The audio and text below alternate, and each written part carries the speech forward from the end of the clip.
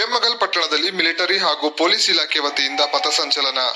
2024ರ ಲೋಕಸಭೆ ಚುನಾವಣೆ ಹಿನ್ನೆಲೆಯಲ್ಲಿ ಮಿಲಿಟರಿ ಪಡೆ ಹಾಗೂ ಪೊಲೀಸರು ವೇಮಗಲ್ ಮತ್ತು ಕ್ಯಾಲನೂರು ಗ್ರಾಮದಲ್ಲಿ ಪಥಸಂಚಲನ ನಡೆಸಿದ್ದಾರೆ. ಈ ಸಂದರ್ಭದಲ್ಲಿ ಮಾತನಾಡಿದ ಇನ್ಸ್ಪೆಕ್ಟರ್ ವೆಂಕಟೇಶ್, 2024ರ ಲೋಕಸಭಾ ಚುನಾವಣೆಯಲ್ಲಿ ಯಾವುದೇ ಅಹಿತಕರ ಘಟನೆಗಳು ನಡೆಯದಂತೆ ಹಾಗೂ ನಿರ್ಭೀತಿಯಿಂದ ಸಾರ್ವಜನಿಕರು ಮತದಾನ ಮಾಡುವ ನಿಟ್ಟಿನಲ್ಲಿ ಈ ಪಥಸಂಚಲನ ಹಮ್ಮಿಕೊಳ್ಳಲಾಗಿದೆ ಎಂದು ತಿಳಿಸಿದ್ದಾರೆ.